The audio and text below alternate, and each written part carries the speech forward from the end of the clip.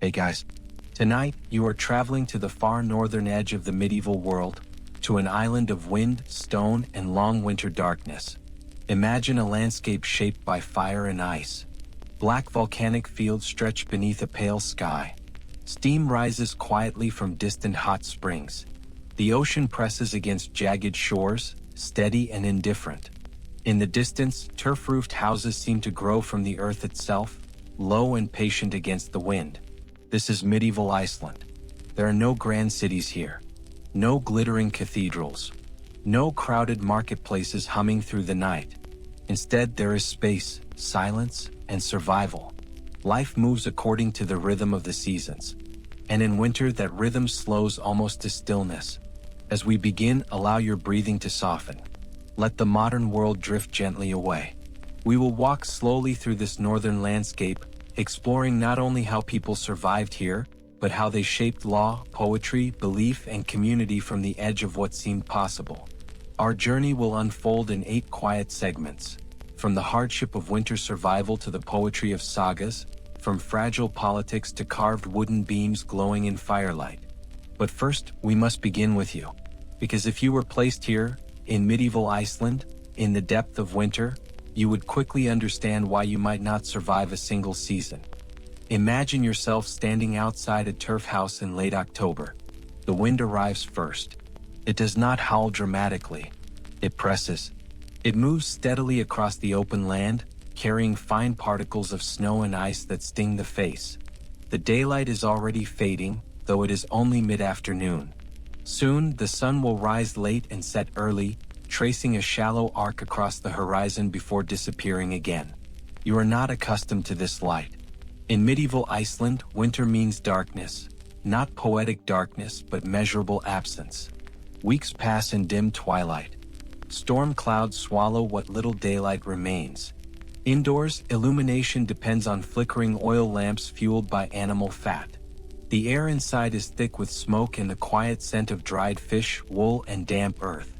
Your home is not built of stone, nor timber in abundance. Trees are scarce on this island. Instead, the house is made of turf, thick blocks of earth and grass stacked into walls that hold warmth as best they can.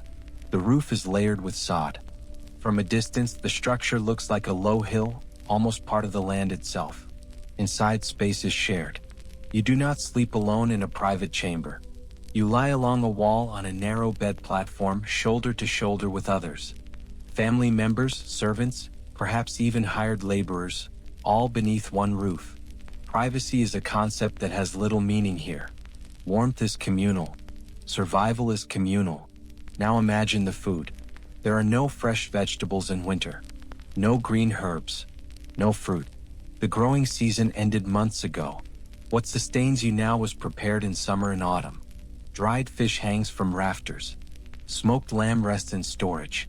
Sour whey preserves meat in barrels. Skyr, thick and cultured, offers nourishment.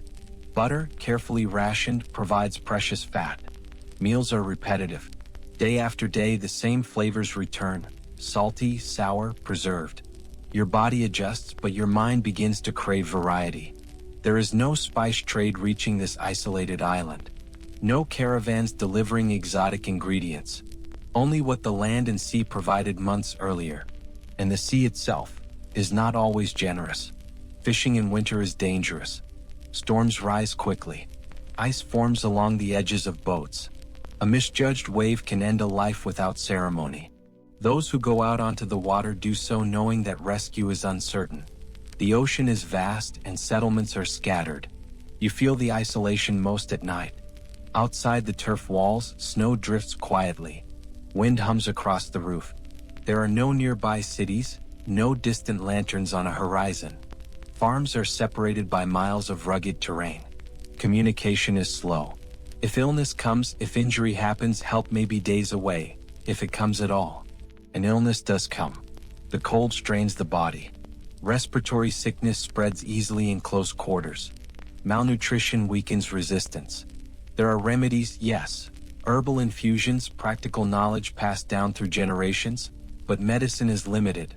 Recovery depends as much on endurance as on treatment. Your clothing must work constantly against the climate. Wool layers wrap your body, coarse, heavy, carefully woven during long autumn evenings. Cloaks fasten with simple brooches. Mittens are essential. Leather shoes are lined as best they can be, though moisture always finds a way inside. Drying garments by the hearth becomes a daily ritual. The rhythm of your day slows. There is little field work to do now. Animals remain sheltered. Sheep and cattle are precious. Their survival determines the coming year. You check them regularly, ensuring feed is sufficient. Hay stored from summer must last until spring. If miscalculated, the consequences are quiet but severe. So you sit. You mend tools. You spin wool. You repair nets. You carve small wooden objects by lamplight. Time stretches. Conversation fills the darkness. Stories are told and retold. Sagas of ancestors, tales of voyages, poetry woven carefully into memory. This storytelling is not mere entertainment. It is insulation against despair. Winter is long, sometimes stretching 7 months in varying degrees of severity. Without narrative, without shared memory, the darkness could feel endless. Words become warmth of another kind. But even with stories, even with community, the strain is constant. You worry about supplies. You count provisions again and again. You measure firewood stacks with careful eyes. You listen to the wind, hoping the roof holds. You step outside in pre-dawn dimness to relieve yourself and feel the cold grip your lungs. There are no distractions. No bustling marketplaces. No vibrant festivals in winter's depth. Only endurance. And yet, this endurance shapes character. You begin to understand that survival here is not dramatic. It is methodical. It is built on preparation months in advance. A single failed harvest, a disease among sheep, an unexpected storm, any of these can ripple through an entire community. You would struggle not only with the cold, but with the patience required. Modern life offers speed. Medieval Iceland offers waiting. Waiting for dawn. Waiting for thaw. Waiting for ships in summer that may or may not arrive with goods from Norway. Waiting for news carried by riders across frozen ground. And still people endure. They endure because the community binds them. Because law assemblies in summer provide structure. Because belief in fate, in gods, in Christian teachings that gradually take root, offers explanation for hardship. But you, placed suddenly into this world without preparation, without generational knowledge of how to stack hay properly, how to judge weather by cloud movement, how to preserve meat effectively, you would find yourself overwhelmed. The cold would seep into your bones. The repetition would test your spirit. The darkness would stretch your patience thin. And so, as you sit now in the quiet comfort of your present surroundings, perhaps wrapped in warmth that requires no daily tending, you can gently contrast your life with theirs. They lived at the edge of possibility. Winter did not ask for courage and loud declarations. It asked for steady persistence, for shared labor, for trust in neighbors, for careful counting of supplies and careful tending of animals. In the silence of snow, survival was not heroic. It was ordinary. And that ordinariness, repeated year after year, became the foundation of Icelandic culture. Take a slow breath now. Feel the imagined wind fade. The turf walls dissolve. The oil lamp dim into memory.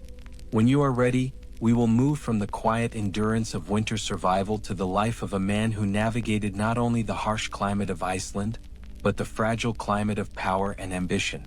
We will turn next to Snorri Sturluson, poet, politician, and one of medieval Iceland's most complex figures. Now that you have felt the weight of a winter in medieval Iceland, let us step into a life shaped not only by snow and turf walls, but by words, ambition, and careful political maneuvering. Imagine a child born into a powerful Icelandic family in the late 12th century.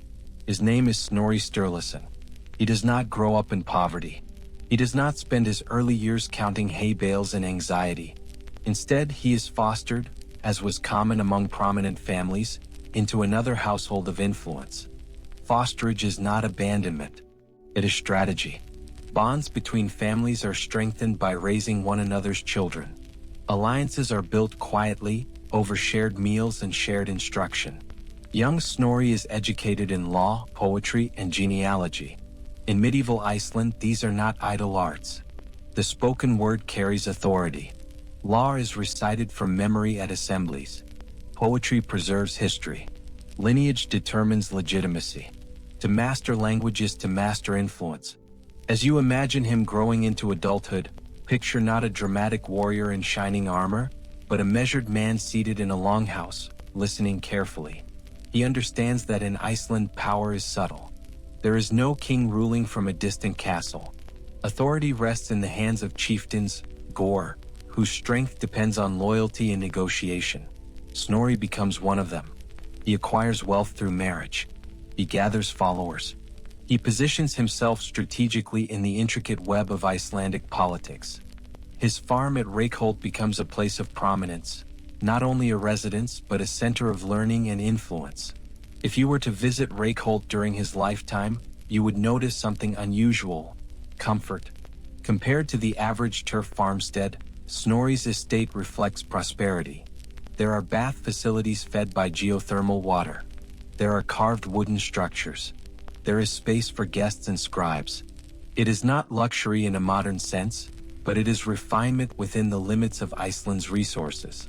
And yet, beneath this calm exterior lies tension. Snorri lives during a period of mounting instability known as the Age of the Sturlungs, a time when powerful families compete for dominance. Alliances shift. Feuds simmer. Negotiations unfold at summer assemblies with careful smiles that mask private grievances. Snorri's greatest talent is not in battle. It is in words. He composes what will later be known as the Prose Edda, a guide to Old Norse mythology and poetic technique. Through his careful recording, stories of Odin, Thor, Loki, and the great cosmic tree Yggdrasil are preserved. He writes not with dramatic flourish, but with methodical attention to structure and tradition. Without his work, much of what we know about Norse cosmology might have faded into silence. But his political life is more complicated. Iceland, though fiercely independent, is increasingly influenced by Norway. The Norwegian king seeks greater control over the island. Snorri travels to Norway and enters into the king's favor. He receives gifts, titles, and promises. He becomes entangled in a broader Scandinavian power struggle. Imagine yourself in his position. You are a chieftain in a fragile republic, where law is negotiated rather than enforced by royal decree. Now you are courted by a king who offers stability, but at the cost of autonomy. Snorri attempts to balance both worlds. He assures the Norwegian crown of his goodwill, yet hesitates to fully surrender Icelandic independence. He maneuvers. He delays. He calculates. But calculation has limits. Back in Iceland, rival chieftains grow wary. Trust erodes. The atmosphere, once merely tense, becomes brittle. Unlike the quiet endurance of winter hardship, political conflict unfolds slowly, like ice forming along a shoreline. There are no sudden declarations. Instead, there are murmurs at assemblies, letters carried across cold terrain, alliances quietly formed and broken. Snorri's wealth and influence begin to isolate him. Where once he was admired as a poet and scholar, he becomes perceived as ambitious, perhaps overly aligned with foreign power. In a society built on personal loyalty, suspicion can be as dangerous as any weapon. His end comes not on a battlefield but in his own home. In 1241, men arrive at Reykholt under cover of night. They are not strangers. They are part of the same political world he has long navigated. The confrontation is swift. Tradition holds that Snorri's final words are simple: "Do not strike." The moment passes quickly. His life concludes without theatrical display. The man who preserved gods and genealogies falls within the quiet walls of his estate. And yet, his words endure. As winter winds continued to sweep across Icelandic fields, as sheep were tended and hay counted, his manuscripts survived. The sagas persisted. Through his careful work, the mythic past of Scandinavia remained accessible to future generations. In a sense, Snorri represents a different form of survival. Not the physical endurance of winter cold, but the intellectual endurance of memory. His life reminds us that medieval Iceland was not only a land of farmers and fishermen. It was a society deeply invested in law, language, and lineage. Power was negotiated in speech as much as in steel. And so, as we leave Reykholt and its geothermal warmth, we transition from the life of one ambitious chieftain to the broader instability that defined his era. The personal rivalries that shaped Snorri's fate were not isolated incidents. They were part of a larger period of internal conflict, a time when Iceland's delicate balance began to fracture. When you are ready, we will move gently into the age of the Sturlungs, a civil struggle that reshaped the island's future. Let us now widen our view. The story of Snorri Sturluson was not an isolated tragedy. It unfolded within a larger and quieter unraveling, a period known as the Age of the Sturlungs. Imagine Iceland in the early 13th century. There is no king seated on a throne within the island, no permanent standing army, no stone citadel dominating the horizon. Instead, power is distributed among chieftains whose authority depends on followers, kinship ties, and carefully negotiated alliances. For generations, this system, the Commonwealth, has functioned through balance. Disputes are handled at assemblies. Compensation is negotiated. Honor is preserved through settlement rather than conquest. But balance is fragile. As wealth accumulates in fewer hands, certain families grow more powerful than others. The Sturlung clan, from which Snorri descends, becomes one of the most influential. Their name begins to appear frequently in legal disputes, alliances, and territorial claims. Picture the Icelandic countryside during this era. Rolling fields covered in low grass, farmsteads scattered across vast distances, rivers cutting through lava plains. The landscape is immense, but the population is small. News travels slowly. Reputation travels faster. Rivalries that once simmered quietly now begin to surface. The Age of the Sturlungs is not a period of constant, chaotic warfare. It is something more measured, and perhaps more exhausting. It consists of feuds that escalate, truces that fracture, and negotiations that fail. You might imagine tension building not in dramatic charges across open fields, but in tense gatherings at the Alþingi assembly. Men stand beneath open sky, cloaked against the wind, reciting legal claims from memory. Accusations are spoken calmly, yet carry enormous weight. Compensation is demanded. Alliances are tested. Pride is carefully managed.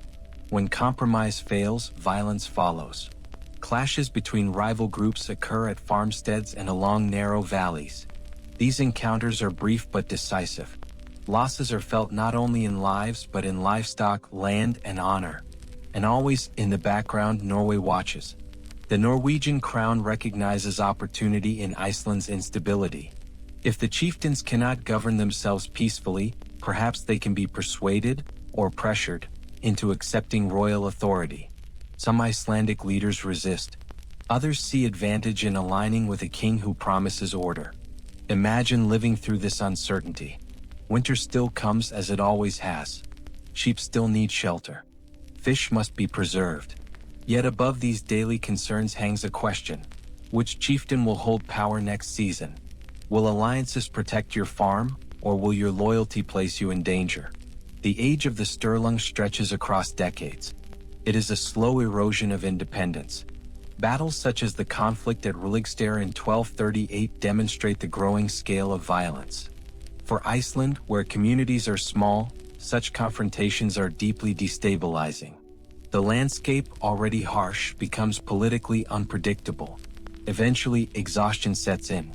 The Norwegian king, Håkon IV, extends influence steadily. Agreements are drafted. Oaths are sworn. By 1262, Iceland formally submits to Norwegian rule under what becomes known as the Old Covenant. The Commonwealth era ends. Not with a single dramatic proclamation, but with gradual acceptance. Imagine that moment, not as a grand ceremony, but as a quiet recognition that self-rule has given way to external authority. Life continues. Farms remain. Winters still test endurance. Yet something fundamental has shifted.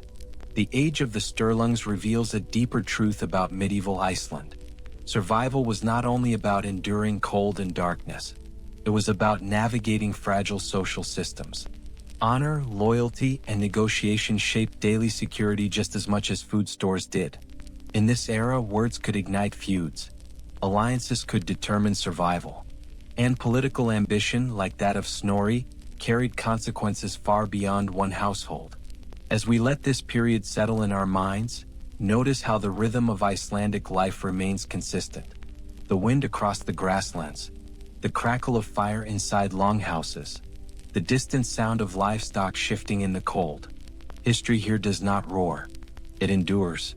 And from this era of internal conflict, we move now beyond Iceland's shores, across the North Atlantic, to a discovery that reshaped our understanding of Norse exploration. When you are ready, we will travel to the windswept coast of North America. Now let the wind shift. Leave behind the turf farms of Iceland for a moment and imagine the horizon opening wide. The North Atlantic stretches before you, cold, gray, restless, but not impassable. Long before Columbus, before maps carefully traced coastlines, Norse sailors pushed westward in narrow wooden ships. For centuries, these voyages lived mostly in story. The Icelandic sagas speak of lands beyond Greenland, places called Helluland, Markland, and Vinland. They describe timber-rich shores and wild grapes, encounters with unfamiliar peoples, and settlements that did not last. For generations, scholars debated, were these tales myth, exaggeration, or memory? Then, in the 1960s, something quiet and extraordinary happened. On the northern tip of Newfoundland in Canada, at a windswept place called Lance-aux Meadows, archaeologists uncovered turf-walled structures buried beneath grass and thyme. The buildings were unmistakable. They resembled Icelandic and Greenlandic longhouses, thick earthen walls, timber frames, carefully shaped rooms designed to preserve warmth in harsh climates. Inside there were iron nails, a spindle whorl, and evidence of iron smelting. These were not the remains of indigenous North American architecture. They were Norse. Imagine standing there.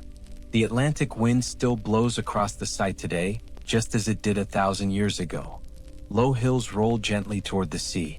The grass ripples in steady waves. There is no towering monument to mark the place, only subtle mounds in the earth, revealing outlines of ancient walls. It is a quiet sight, fittingly so. The settlement dates to around the year 1000, roughly 5 centuries before Christopher Columbus crossed the Atlantic. It confirms what the sagas hinted at: Norse explorers reached North America. Most scholars associate this voyage with Leif Erikson, son of Eric the Red. Yet the site itself does not shout names. It offers no carved plaque proclaiming identity. It simply provides evidence: wood, iron, structure. And in archaeology, evidence is everything. The settlement appears to have been temporary. There are no extensive farming systems, no cemeteries, no long-term infrastructure. It was likely a seasonal base, perhaps for gathering timber or exploring further inland. Timber was scarce in Greenland and Iceland, where trees were limited and slow-growing. The forests of North America would have seemed abundant beyond measure. Yet the settlement did not endure. The sagas describe encounters with indigenous peoples, whom the Norse called Sturlungs. These meetings were likely complex and cautious. Cultural misunderstandings may have occurred. Tensions may have risen. Trade may have taken place. The archaeological record cannot fully reconstruct these interactions. What it does show is that the Norse presence was brief.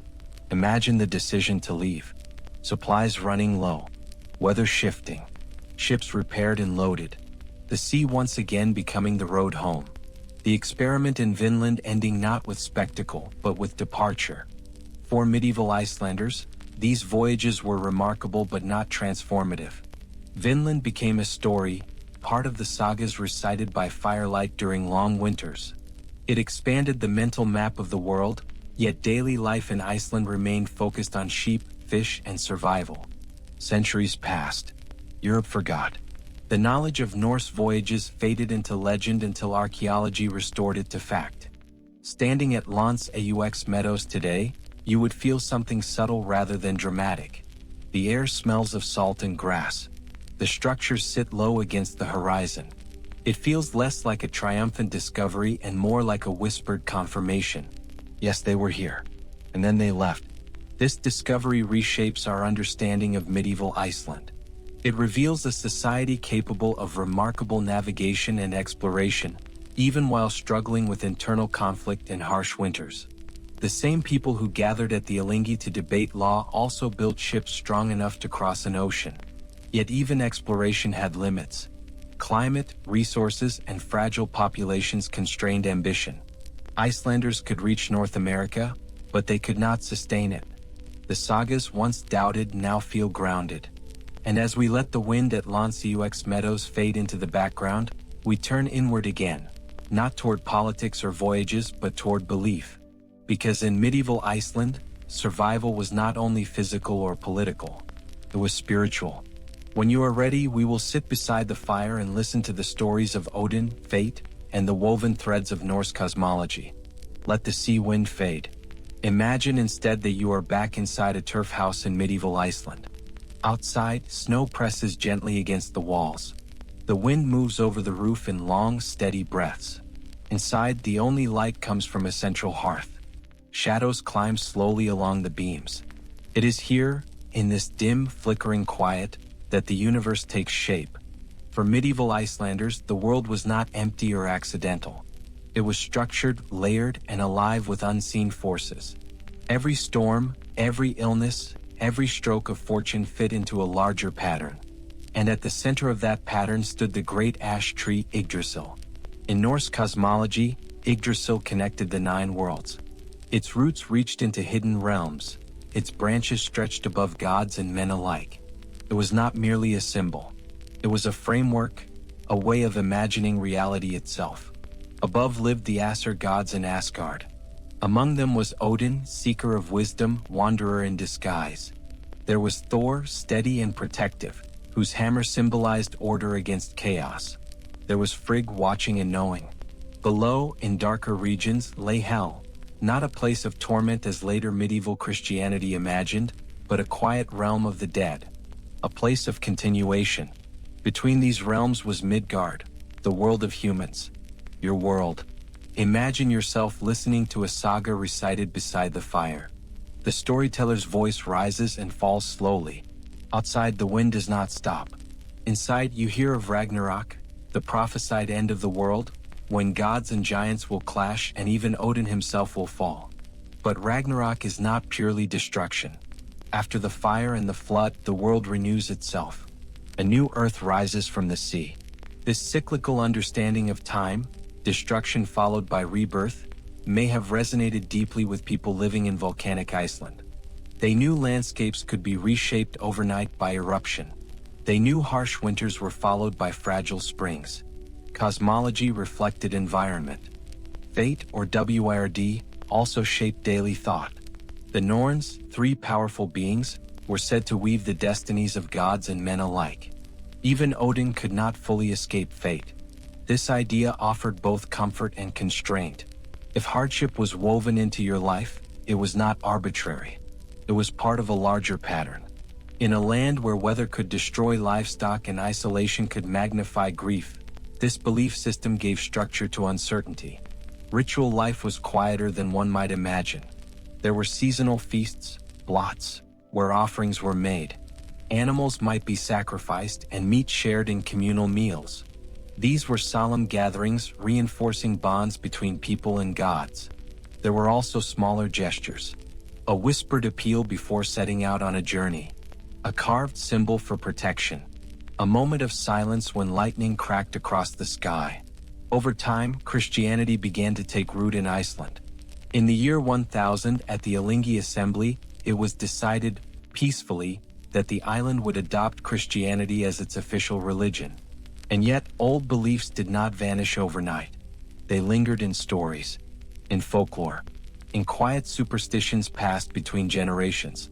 Imagine an elderly storyteller blending Christian morality with echoes of Odin's wanderings. The sagas themselves, written down later by Christian authors, preserved pagan myths with remarkable care. Belief systems overlapped. The transition was gradual, layered, complex, much like Icelandic geology itself. In everyday life, cosmology offered more than myth. It provided explanation. It gave moral lessons through saga heroes who acted with honor or pride, and faced the consequences woven into their fate. In a small society where reputation mattered deeply, These stories shaped behavior, courage, restraint, loyalty, measured speech. To survive Iceland's winters, you needed practical skill. But to endure its isolation, you needed narrative, a story that made sense of hardship. Norse cosmology provided that story. And so, as the fire burns lower and the wind softens outside the turf walls, we let these myths settle gently in the background. Because belief is only one thread in survival. Next, we will consider the quiet economics that kept Iceland afloat: sheep farming, trade in walrus ivory, and the fragile balance between scarcity and exchange. Now let the firelight dim a little further. The stories of gods and fate soften into background warmth, and we return to something more practical. Something steady. Something necessary. Food. Oh, trade. Because belief alone could not carry medieval Iceland through winter. Survival required systems, quiet, repetitive systems that turned grass into wool, wool into cloth, and distant sea creatures into silver. Imagine yourself stepping outside in early autumn. The air is sharp but not yet brutal. The hills roll in muted browns and fading greens. Across the landscape, sheep move in scattered clusters, their wool thick and slightly matted from months outdoors. Sheep were not simply livestock. They were the backbone of Icelandic survival. Throughout the short summer, sheep grazed freely in the highlands. There were few fences. The land was vast, and animals roamed under a communal understanding. But when autumn approached, communities gathered for the retir, the annual sheep roundup.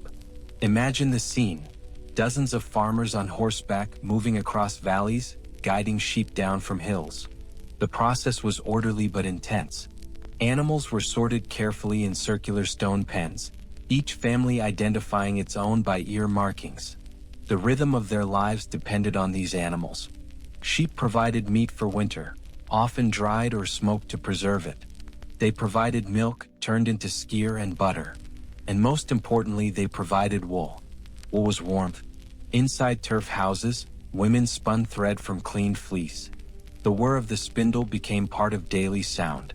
Looms stood upright against walls, weaving narrow strips of cloth known as wadmal, a coarse but durable fabric.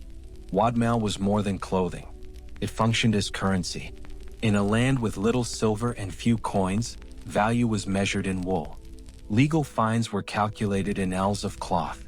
Trade deals were settled in bolts of fabric. Imagine paying a debt not with metal but with folded wool. And yet, wool alone could not secure Iceland's place in the broader world. For that, there was the sea. Off Iceland's coast lived walruses, heavy, slow-moving creatures with long ivory tusks. Walrus ivory became one of medieval Iceland's most valuable exports. The ivory was carved into luxury goods across Europe: chess pieces, religious figurines, decorative handles. It traveled far from the cold Atlantic waters where it originated. Picture small boats navigating rough seas, hunters approaching carefully. The hunt required patience and risk. Success meant ivory tusks, thick hides, and valuable oil. Failure meant wasted effort, or worse, lives claimed by waves. But when successful, walrus ivory connected Iceland to distant markets. Traders carried it to Norway and from there to the courts of Europe. Trade was fragile. Sea voyages were seasonal and uncertain. A single storm could sink cargo and erase profit. Yet these exchanges allowed Icelandic chieftains to acquire timber, iron tools, grain, and luxury goods unavailable locally. Because Iceland lacked trees of substantial size, timber had to be imported or salvaged from driftwood. Iron too was scarce. So the economy rested on delicate balance: sheep and fish at home, ivory and wool abroad. Fishing added another layer. Dried cod, preserved in cold air, became an increasingly valuable export in later centuries. The simple act of hanging fish in steady wind turned protein into trade wealth. Imagine rows of fish drying slowly in open air, silent, patient, practical. There were no bustling urban markets in medieval Iceland. No crowded bazaars. Exchange often happened at seasonal assemblies, particularly at the Alþingi. Farmers and chieftains arrived not only for legal matters, but also to trade goods and negotiate alliances. Economics was woven into governance. In good years, wool was plentiful and sheep healthy. In bad years, when volcanic ash settled over grazing land or winter storms lingered too long, famine edged closer. The margin for error was thin, and so life moved in careful cycles. Summer grazing, autumn gathering, winter weaving, spring anticipation. This was not wealth in the sense of gold-filled vaults. It was wealth measured in survival, in stability, in the ability to endure one more winter. And as we leave the sheep-dotted hills and the salt-sprayed coastline behind, we begin to see how economics shaped social order. Because where there is trade, there is hierarchy. Where there is scarcity, there is power. Next, we will turn to the Alþingi Assembly, one of the oldest parliamentary institutions in the world, and explore how medieval Iceland governed itself without a king. Now the wind softens.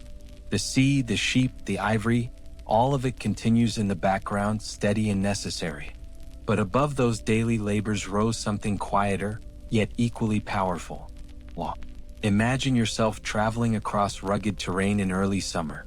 The snow has finally retreated from the lowlands.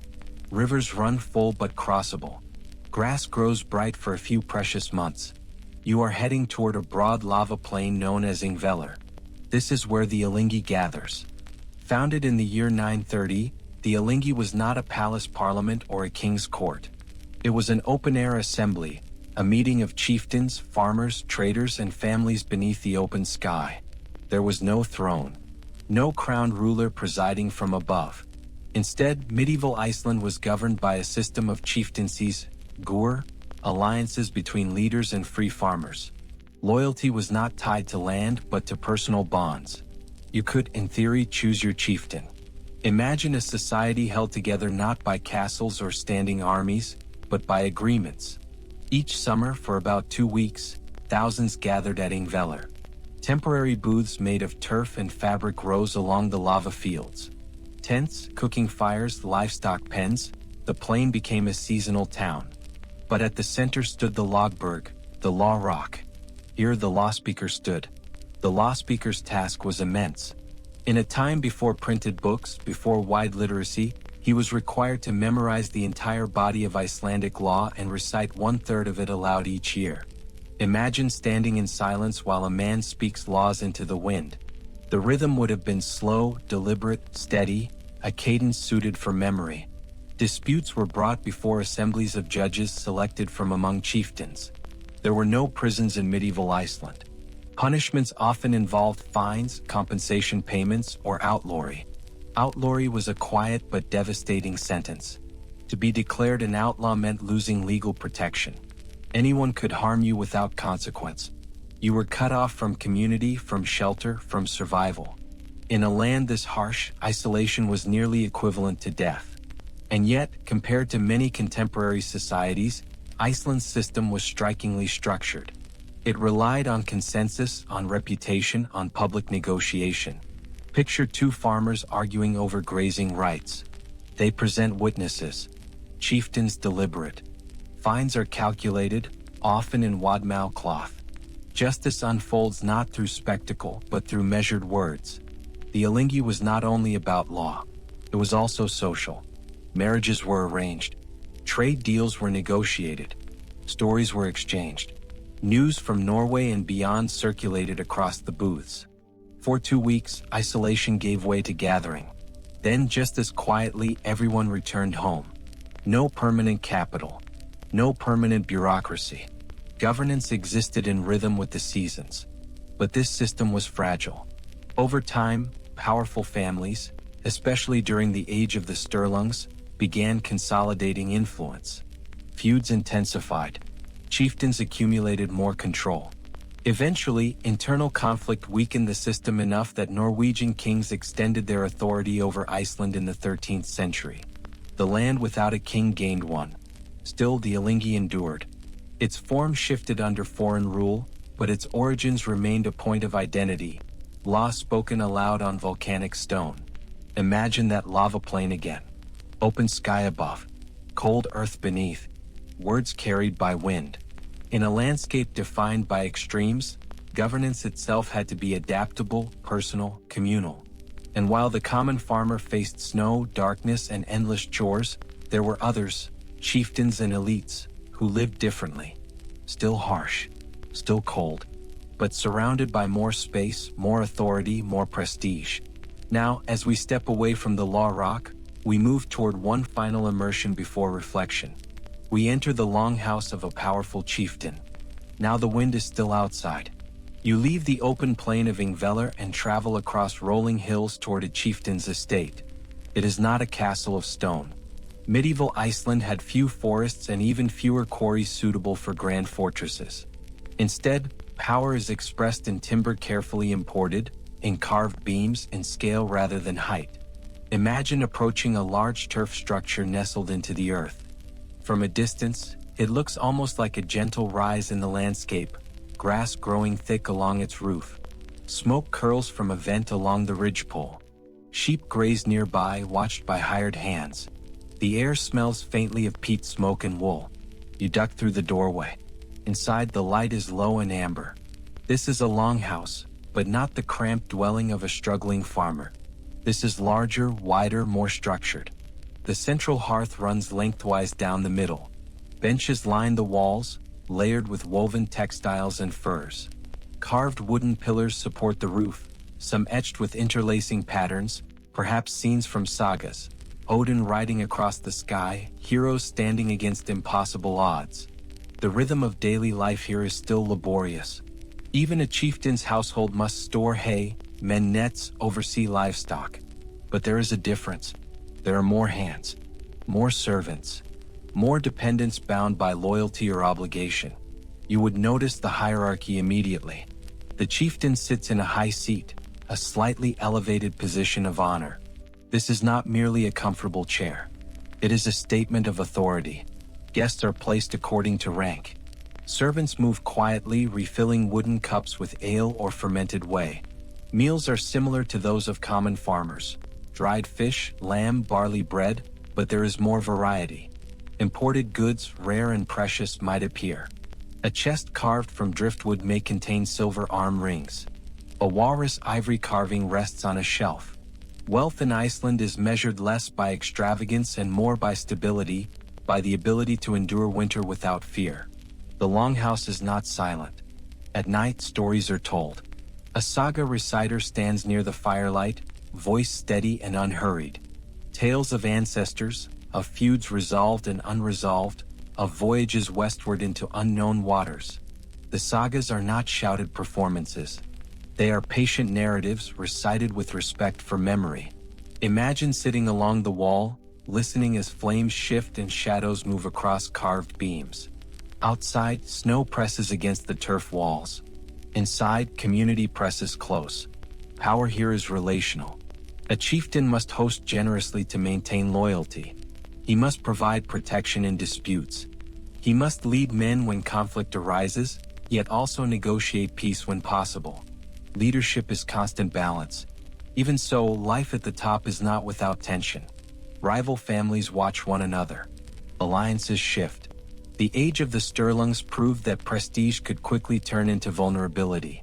A high seat offers visibility, and visibility invites challenge. Still, compared to the ordinary farmer braving icy winds alone, the chieftain's world feels buffered, warmer, more structured. His children learn law and poetry. His wife oversees weaving and hospitality. Guests arrive from distant valleys.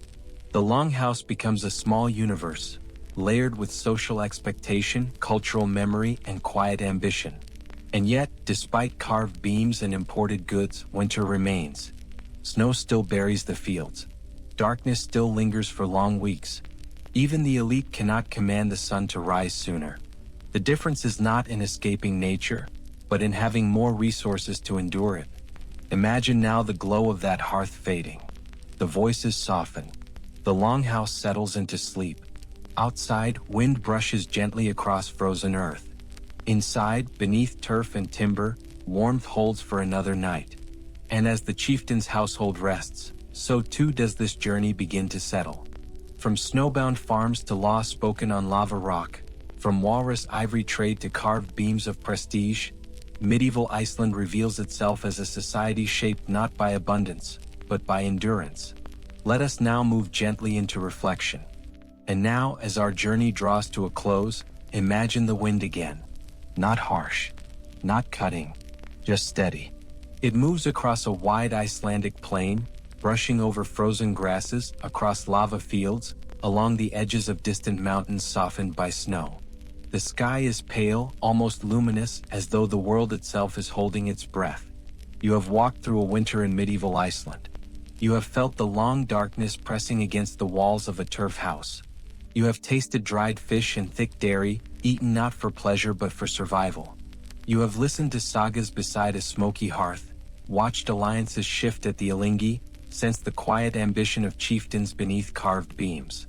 And perhaps you have noticed something subtle. Life here was not loud.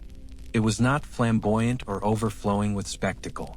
It was patient, measured, structured around endurance. In a land where the growing season was short and the winters long, survival required cooperation. Law had to be spoken clearly and remembered faithfully. Trade had to be carefully maintained. Stories had to preserve identity across generations. Even conflict, the feuds of the Sturlungs, unfolded within a framework of shared culture and shared understanding. And when Norse explorers reached distant shores like Meadows, they carried that same resilience across the ocean.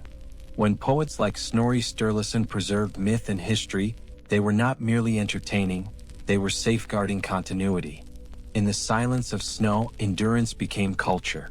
What is perhaps most striking is how ordinary much of it was. Most people were not legendary heroes. They were farmers tending sheep in icy wind. They were women weaving wool in dim light. They were children memorizing law and verse. They were elders who knew how to store hay properly and when to move livestock before a storm. The sagas remember the extraordinary, yes, but survival depended on the steady and the routine, on repetition, on showing up each day despite the cold. And as you consider your own world, heated rooms, electric light at the press of a switch, food available in every season, the contrast feels gentle but profound. You are warm without gathering peat. You are lit without waiting for dawn. You are fed without salting fish for months. The hardships of medieval Iceland are distant now, preserved in manuscripts and excavated ruins. The longhouses have collapsed back into earth. The assembly still exists, transformed and modern, but no longer spoken entirely from memory. Time has moved forward. And yet, something remains. A quiet admiration for those who endured. For people who built law on lava rock, who farmed thin soil, who found meaning in story and structure when nature offered little comfort. As you rest now, perhaps imagine one final scene. Snow drifting slowly across a wide plain. A single longhouse glowing faintly in the distance. Inside, a family gathered close, voices low, fire steady. Outside, the world vast and cold. Inside, warmth maintained through cooperation, memory, and patience. The wind continues its soft movement across the land. And you, in your own warm space, can simply breathe. No icy gusts at your door. No darkness stretching for weeks. Only quiet. Only comfort. And perhaps a small appreciation for how far the world has traveled since those long winters beneath turf roofs. Let the image of that distant glow fade slowly. Let the snow fall gently. And let your thoughts drift, steady and calm, into rest.